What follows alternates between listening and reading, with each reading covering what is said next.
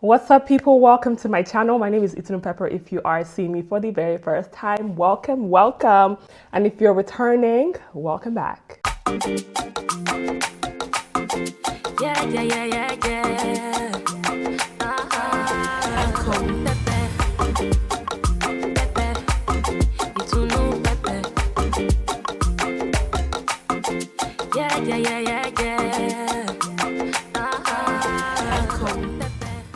In today's video, I just wanted to highlight postpartum.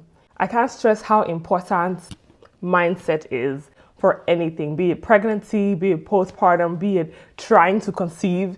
Everything at HQ. You've got to prepare for literally everything, okay? Prior to getting married, I feel like there's this expectation of be pregnant, have the baby, snap back, cute baby pictures, cuddles, strong enough to bear these children and get back to business, in the words of Beyonce. However, the reality is very different from the expectation.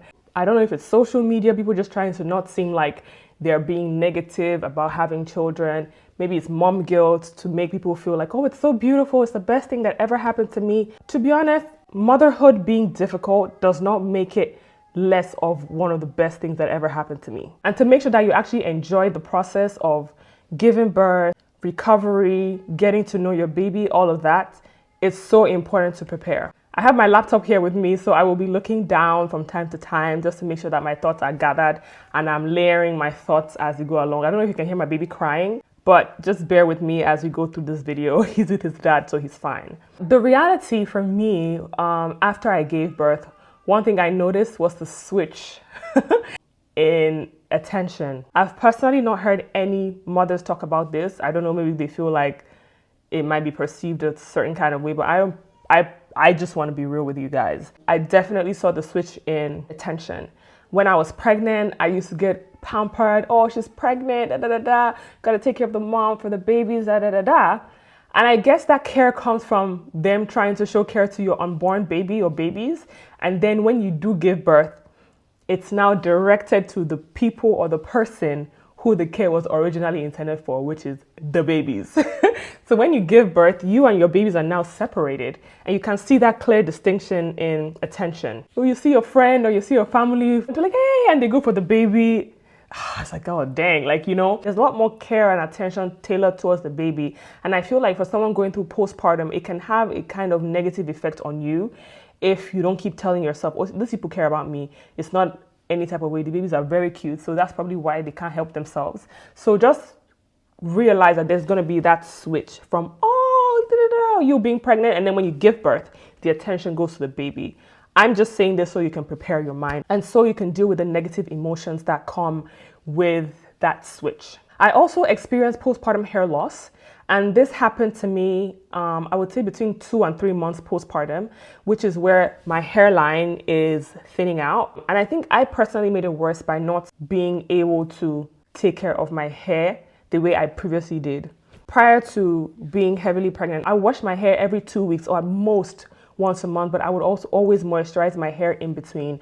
But being pregnant, it was so difficult for me to get around to having a steady regimen because I was just tired, sleeping through the day, just sleeping and eating. That was literally my routine. I didn't have any energy even with all the sleep that I got. After I gave birth, I dealt with a lot of body aches. Definitely carrying 2 babies, you will have pelvic pain, which I definitely did. And after I gave birth, it didn't go away at least for 1.5 months. I also experienced back aches, which is why I would advise anyone, especially if you're having twins, even if you're not having twins, I would advise you to have people, whether family or paid help, who are there to help care for the baby while you can recover and rest. Although I had the help, I felt this inner need to always be there, to be the first point of contact to care for the baby, to be the first point of contact to sleep next to the baby. Like my husband would say, oh, let me sleep next to the babies, I would be like, no, I'm gonna do it. But looking back now, let your partner, let your family help you, or you get paid help. That also works. The major things that I heard about postpartum is depression, postpartum depression. Everybody knows about postpartum depression, and I didn't want that to be me. I know it happens to a lot of women, and it's really difficult to deal with. Some people deal with it for a few years, a few months. Some people also deal with it many years postpartum. I know certain women who have had babies who are now in their 20s and still suffer postpartum depression. So it's a really severe thing. And I just knew for a fact that I did not want that to be me. I'm a person who's very conscious of my mental state. I decided to do a few things to prepare me psychologically for postpartum. So this is the meat of this video, which is what I wanted to bring to you guys today. And I really hope this helps somebody, because it really did help me. First rule for myself was no isolation. And the second was very similar to that, being vocal about how I felt, no matter how I felt. And this is not something that you can do or be around everybody. You have to decide for yourself who is your safe space, who is this person that you're going to refer to or you're going to talk to when those negative emotions come. For me, that's my husband. So I decided that I'm not going to isolate myself. And when I have negative emotions, I'm going to be vocal, no matter how stupid they sound. Sometimes you might feel a certain type of way and you feel like, damn, that's so dumb. Like, why do I feel like that? You know, made an important note to go easy on myself. Like, I've physically, mentally, spiritually gone through a lot, and it can be a lot to maneuver through. So having a partner who you can be your authentic self, who is not going to judge you because of how you feel. You know, I can feel those emotions and not tell you, and you feel like, oh, she's such a perfect person. But it doesn't mean I'm not having those thoughts. So when I tell you and you feel like, damn, kind of make the person reinforce those thoughts and make them feel like, oh, I might be a bad person for feeling like this, for example. So just make sure it's a safe space and a safe person that you're speaking to. Before I gave birth, I would pump myself up with words of affirmation. I would let myself know that being a mom and having babies is not a handicap. There's a way you can feel like your dreams need to sit in the back burner because you're a mom.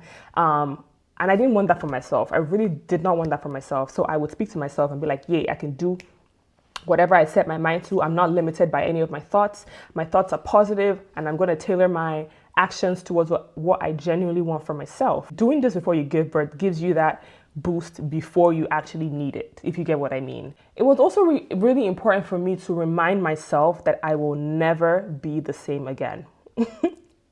I don't know if you're pregnant and if you just had your babies, just let that sit. You will never be the same again. And that does not have to be a negative thing. I don't know why when people think about changes in life, we all change. You're not who you were when you were a teenager. You're not who you were 2 years ago. You're not who you were last year. There are little changes that come over time. And then when you look back, then you realize how much you've changed. But having said that, you were made for this. Let that also sit. Another thing that was really important to me was to redirect my negative thoughts. I definitely had a lot of negative thoughts like, I'm letting my kids down. All my goals I set for myself, I've not achieved any of them. I don't want them to grow up to be like, oh, I don't want to be like my mom. I don't want them to grow up and feel like, I don't particularly want my kids to want to be me or want to be like me, but I don't want them to get to the point where they say, I specifically don't want to be like my mom.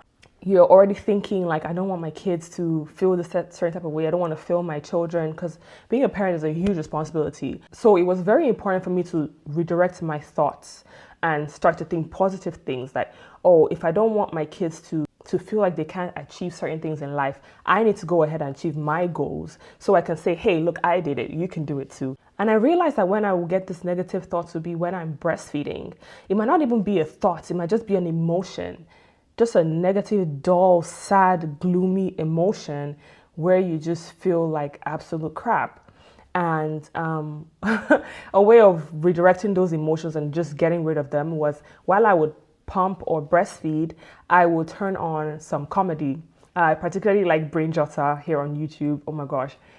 Literally changed my whole pumping experience. I'm not even gonna lie, but that's a whole different story entirely. But just being able to have something to take my mind off of this negative emotion so I don't associate this moment where I'm supposed to be having the most positive experience breastfeeding my baby or pumping, producing milk for my baby to grow and to enjoy. That shouldn't be something where it's draining for me or emotionally taxing. Like I said before, speaking to somebody about how you feel, I feel like that's the most important thing. If you take nothing from everything that I said, Just make sure to have that one person. If you have two, if you have more, perfect. You need at least one person you can speak to and say, hey, today I feel like crap. Hey, I had this really weird thought and I don't know why I had this thought. I'm so embarrassed. Having that person who's not going to judge you, who's not going to beat you down. At the beginning, when my husband and I were having these discussions where I would, share how I felt, it wasn't an immediate, oh, he understands or he's not judging me. There are times he would be like, whoa, like, you know what I mean? But that's okay. We had some arguments, we had some fights based off of that. But just always coming back to the point where it's like, oh, hey, okay, I understand that you had this emotion. You don't understand it. You're trying to work through it. I'm trying to work through what you just said to me, but we're working on it together. I cannot tell you how liberating that is. Like they say, a problem shared is a problem half solved. I cannot reiterate that enough. Lastly, have a village. Have a village. Just have a village. I know it's difficult, like when people are in diaspora, you don't have family or you're just not close to your family. Whatever the case may be, if you have friends that are willing to help you, if you have anyone who's willing to help you and that you trust, take the help. Just take the help. Just take it because you're going to need it. There will be days where you feel overwhelmed. So yeah, I don't know why I feel like in my head this video was so all over the place, but I hope that I've helped somebody who's either pregnant or is just a few days, a few weeks, a few months postpartum and you're just working through and walking through this new phase, needing that extra support. I got you. If there's any particular videos you're interested in, let me know. I'm your girl. Comment section, we got each other. I'll see you guys over there. Thank you so much for watching this video. If you are new here and you haven't subscribed to my channel, feel free, it's free anyway. Feel free to hit the subscribe button and turn on your bell notifications so that you know exactly when I upload my next videos. And until next time, I'm gonna see you guys later. Bye.